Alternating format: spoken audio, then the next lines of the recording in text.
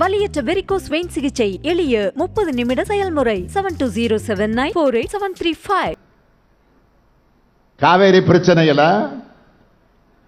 பாஜகவும் அதிமுகவும் செஞ்ச துரோகங்களை டெல்டா மாவட்டத்தை சார்ந்த உங்களால் மறந்திருக்க முடியாது. காவேரி தமிழ்நாட்டு உரிமைகளுக்காக தலைவர் கலைஞர் அவர்கள் எத்தனையோ செஞ்சிருக்காரு. காவேரி நடுவர் மன்றம் அமைக்கணும். 1969ஆம் ஆண்டு முதலாக குரல் கொடுத்ததிலிருந்து காவேரி இறுதி தீர்ப்பு வாங்கின வரைக்கும் டெல்டா உழவர்களுக்காக தலைவர் பாடுபட்டது அத்தனையும் உங்களுக்கு நல்லா தெரியும். ஆனா அதிமுகவும் பாஜகவும் செஞ்சது என்ன? வரலாற்று பக்கங்களை கொஞ்சம் புரட்டி பார்க்கலாமா? காவேரி பாசன உழவர்களோட பாரம்பரிய உரிமையை காக்க காவேரி மன்ற இறுதி தீர்ப்புல கூடுதலா 60 டிஎம்சி நீர் கோரி 2007ஆம் ஆண்டு மே மாதம் உச்சநீதிமன்றத்தில் தமிழ்நாடு அரசோட சார்பில் ஒரு சிறப்பு முறையீட்டு மனு தாக்கல் செய்யப்பட்டுச்சு. அந்த வழக்கை கூட அடுத்து வந்த அதிமுகவும் அரசு ஒழுங்கா நடத்தல. ஒன்றிய பாஜக அரசு உச்சமன்றத்தில் என்ன சொன்னாங்க? காவேரி மேலாண்மை ஆணையம் அமைக்க உச்சநீதிமன்றம் உத்தரவிட முடியாதுன்னு வாதாடினாங்க. அது மட்டுமா சொன்னாங்க? காவேரி மேலாண்மை அமைக்கிறது உள்ளிட்ட நடுவர் மன்றத்தின் உத்தரவுக்கு நாடாளுமன்ற ஒப்புதல் வேணும். மாநிலங்களுக்கு இடையிலான நதிநீர் தகராறு சட்டத்தில் இதுக்கான பல்வேறு விதிகள் இருக்கு. இது குறித்து உத்தரவிட உச்சநீதிமன்றத்திற்கு அதிகாரம் இல்லை. எனவே உச்சநீதிமன்றம் இந்த உத்தரவை திரும்ப பெறணும்னு சொல்லி உச்சநீதிமன்றத்தில் மனு போட்ட அரசு ஒன்றிய பாஜக அரசு. இந்த விவகாரத்தில் நீங்க தலையிட வேண்டாம், நாங்க பார்த்துக்கிறோம் ஒன்றிய அரசு வழக்கறிஞர் உச்சமன்றத்தில் சொன்னார். அதிகாரம் உண்டுன்னு சொல்லி காவேரி உரிமையை நிலைநாட்டினது உச்சநீதிமன்றம் தான். நடுவர் மன்றத்தோட இறுதி தீர்ப்பை உறுதி செஞ்சு 2018ஆம் ஆண்டு உச்சநீதிமன்றம் தீர்ப்பளித்தது. அப்பவும் தமிழ்நாட்டோட காவிரி உரிமையை 14.75 டிஎம்சியை விட்டு கொடுத்தது பழனிசாமி தான்.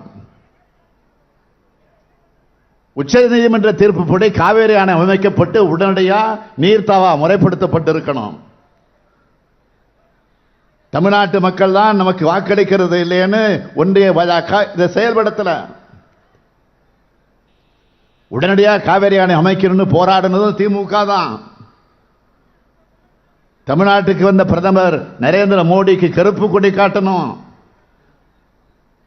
கோ பேக் மோடின்னு சொன்னோம். நான் காவேரி உரிமை மீட்பு பயணத்தை மேற்கொண்டேன்.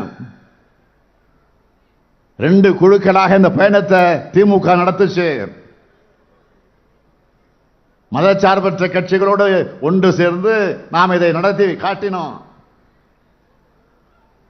திருச்சி முக்கும்புல இருந்து கிளம்பி நான் பயணம் மேற்கொண்டேன். காவேரி மேலாண்மை வாரியம் என்ற பெயரில் டெல்லி தான் அமைக்கணும்னு உச்சநீதிமன்றத்தில் சொன்னோம். ஒன்றிய பாஜக அரசு அதிகாரமற்ற ஒரு அமைப்பை தொடங்குச்சு.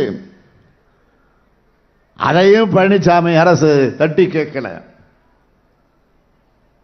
ஒன்றிய அரசினுடைய ஜல்சக்தி துறையோட இதை சேர்த்துட்டாங்க. அதையும் பழனிசாமி அரசு தட்டி கேட்கல. முதுகன் இல்லாம பாஜக அரசுக்கு தலையாட்டிக்கிட்டு இருந்தார் பழனிசாமி. இந்த 2 பேருடைய துரோகத்தை உணர்ந்து இவங்களை டெல்டா மாவட்ட மக்கள் முழுமையாக புறக்கணிக்கணும். தயாராயிட்டீங்களா? ஆனா இப்ப தேர்தல் பிரச்சாரத்திற்காக தமிழ்நாட்டுக்கு வரும் பிரதமர் வாயால வட சுட்டு இருக்கிறார். வார்த்தைகளால வட சுடுறதில் வல்லவர் பிரதமர் மோடி. வெறுங்கையில முழம்புறதும் அவருக்கு கைவந்த கலை. தமிழ்நாட்டில் பல பகுதிகளில் வரலாறு காணாத மழை பெஞ்சு கடந்த டிசம்பர் மாதம் பெரும் வெள்ள சேதம் ஏற்பட்டுச்சு. பல மாசம் ஆச்சு. இதுவரை நிவாரண நிதியா ஒரு சல்லி காசு கூட ஒதுக்கல பாஜக அரசு. நிவாரணம் மற்றும் மறுசீரமைப்பு பணிகளுக்காக 37,000 கோடி ரூபாய் நிதி கேட்டோம். ஒரு பைசா கூட வரல. பாதுகாப்பு அமைச்சர் வந்து பார்த்தார், தரதா சொன்னார், தரல. நிதியமைச்சர் வந்து பார்த்தார், தரதா சொன்னார், தரல. ஒன்றிய குழு வந்து பார்த்து வாங்கி தரதாக சொன்னாங்க, தரல. தமிழ்நாட்டு எம்பிக்கள் உள்துறை அமைச்சரை டெல்லிக்கு போய் சந்திச்சாங்க, அவரும் தரதா சொன்னார், தரல. ஏன் தரல? தமிழ்நாட்டுக்கு தர்றதுக்கு அவங்களுக்கு மனசு இல்லை. சமீப காலமா தமிழ்நாட்டுக்கு வரக்கூடிய பிரதமர் பாதிக்கப்பட்ட மக்களுக்கு நிவாரணத் தொகை அறிவிச்சிருந்தா பாராட்டி இருக்கலாம். தமிழ்நாட்டுக்கு எதையும் தராத மோடிக்கு தமிழ்நாட்டு மக்களும் தங்களுடைய வாக்கையும் தரமாட்டாங்க. தமிழ்நாட்டுக்கான சிறப்பு திட்டங்களை எதையும் வழங்காத மோடிக்கு தமிழ்நாட்டு மக்கள் வாக்களிக்க மாட்டாங்க என்பதுதான் உண்மை. இது மோடிக்கும் தெரியும். அதனால்தான் திமுக மேல அளவுக்கு அதிகமான ஆத்திரத்தை கொட்டுகிறார். மாநிலமாக போய் திமுக விமர்சிச்சார். இப்ப தமிழ்நாட்டுக்கு வந்து அதே பல்லவியை பாடுறாரு. திமுக மேல ஏன் அவருக்கு கோபம் வந்துச்சு? இந்தியா முழுவதும் பாஜகவுக்கு எதிராக தனித்தனியா இயங்கி வந்த கட்சிகளை ஒருங்கிணைக்க நான் காரணமாக இருந்தேங்கிற ஆத்திரத்தில் திமுகவை இன்றைக்கு விமர்சிச்சுட்டு இருக்கிறார். தன்னை எதிர்க்க யாரும் இல்லைன்னு இருந்தவருடைய பழப்ப இந்தியா கூட்டணி கெடுத்துடுச்சு. எதிர்கட்சிகள் ஒன்று சேருதுன்னு கனவுலகத்தில் இருந்த மோடியின் தூக்கத்தை இந்தியா கூட்டணி கலைச்சிடுச்சு. தூக்கத்திலிருந்து எழுந்து திமுகவை தரக்குறைவாக பேசுகிறார். அது பற்றி எங்களுக்கு கவலை இல்லை. இதுபோல எத்தனையோ ஏச்சுக்கள், ஏளனங்கள், அரட்டல்கள், மிரட்டல்களை பார்த்து பழக்கப்பட்டவங்க நாங்க. வசவுகளை வாங்கி உரம் பெற்றவங்க நாங்க. கலைஞர் ஸ்டைல்ல சொல்லணும்னா பிரதமர் மோடி அவர்களை நாங்கள் தென்றலை தீண்டியதில்லை, ஆனால் தீயை தாண்டி இருக்கிறோம். கருப்பு சிவப்பு கொடியை கையிலேந்தி வர திராவிட முன்னேற்ற கழக உடன்பிறப்ப இன்னும் தீவிரமா வேலை செய்ய வைக்கிறது இந்த எதிர் தாக்குதல் தான். எதிர் தாக்குதல் வந்தாதான் திமுக தொண்டர்கள் உற்சாகத்தோடு வெறியோடு களப்பணி ஆற்றுவாங்க. இவ்வளவு நாளா நான் உங்களை உசுப்பி விட்டு உற்சாகப்படுத்தி வந்தான். நம்முடைய தமிழ்நாட்டில் இருக்கக்கூடிய ஆளுநர் ஆர்.என். ரவி அவர்கள், அவருக்கு நேற்று முன்தினம் உச்சநீதிமன்றம் கடுமையான வார்த்தைகளால் எச்சரிக்கை கொடுத்திருக்கு. உச்சநீதிமன்றத்துடைய தீர்ப்பையும் அரசியலமைப்பையும் அவமதிச்சா அதை பார்த்துட்டு நாங்க சும்மா இருக்க மாட்டோம், மாண்புமை நீதியரசர்கள் சொல்லி இருக்காங்க.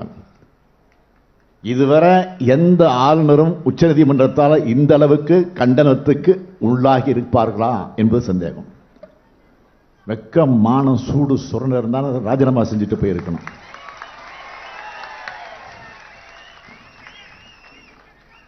அவரே கடைசியில் களைச்சி போய் நேற்று எங்களுக்கு அழைப்பு கொடுத்து பதவி பிரமாணம் வாங்க 11:30 மணிக்கு 3:30 மணிக்கு பொன்முடிக்கு பதவி ஏற்பு, அதை முடிச்சுட்டு தான் என் பயணத்தை தொடங்கினேன். ஆக ஆளுநர் மாளிகையிலிருந்து தான் என்னுடைய பிரச்சாரமே தொடங்கி இருக்குது. ஆளுநர் மாளிகையிலிருந்து தொடங்கி இருக்கக்கூடிய இந்த பிரச்சாரம் குடியரசு மாளிகை வரைக்கும் போக போகுது. நேற்று எங்களுக்கு ஆளுநர் சொல்லி அனுப்பிட்டாரு. பரப்புறப்போ போயிட்டு வரேன்னு சொல்லிட்டு இன்னைக்கு என்னுடைய பிரச்சாரத்தை பயணத்தை தொடங்குறேன்னு சொன்னேன். அப்படின்னு கை கொடுத்த நானே ஆல் தி பெஸ்ட்னு ஆளுநர் பார்த்த வேலையை இப்ப பிரதமர் மோடி தொடங்கி இருக்கிறார். பிரதமர் மோடி அவர்களை நீங்கள் அடிக்கடி தமிழ்நாட்டுக்கு வாங்க, அப்பதான் தமிழ்நாட்டு மக்கள் அத்தனை பேரும் உங்க மேலையும் பாஜக மேலையும் இருக்கிற கோபத்தை அடங்காம அதிகமாகிட்டே இருக்கும். தமிழ்நாட்டுக்கு எந்த நன்மையும் செய்யாதவர் வாக்கு மட்டும் கேட்டு வராருன்னு பாஜகவோட தோல்வியும் துரோகமும் அப்போதான் மக்களுக்கு இன்னும் ஸ்ட்ராங்காக பதியும். தமிழுக்கும் தமிழினத்துக்கும் தமிழ்நாட்டுக்கும் விரோதமான கட்சி பாஜக. பாஜகவுக்கு போடக்கூடிய ஓட்டு தமிழ்நாட்டின் வளர்ச்சிக்கு வைக்கக்கூடிய வேட்டு. அதை மட்டும் மறந்துடாதீங்க. மாநிலத்தை கெடுத்த அதிமுக, மாநிலத்தை கண்டுகொள்ளாத பாஜக, ரெண்டு பேரையும் ஒரு சேர வீழ்த்தணும். அவங்களுக்கு இன்னும் புரியல. தமிழர்கள் பாஜக மாதிரி அடக்க நினைக்கிறவங்களையும் ஏத்துக்க மாட்டாங்க. அதிமுக மாதிரி அடிமையா இருக்கிறவங்களையும் ஏத்துக்க மாட்டாங்க. கடந்த 2 தேர்தலில் நிரூபிச்ச மாதிரி இந்த தேர்தலையும் காட்டணும். வலியற்ற வெரிகோஸ் வெயின் சிகிச்சை எளிய 30 நிமிட செயல்முறை. 7207948735. செய்திகளை உடனுக்குடனும் துல்லியமாகவும் தெரிந்து கொள்ள சப்ஸ்கிரைப் பண்ணுங்க.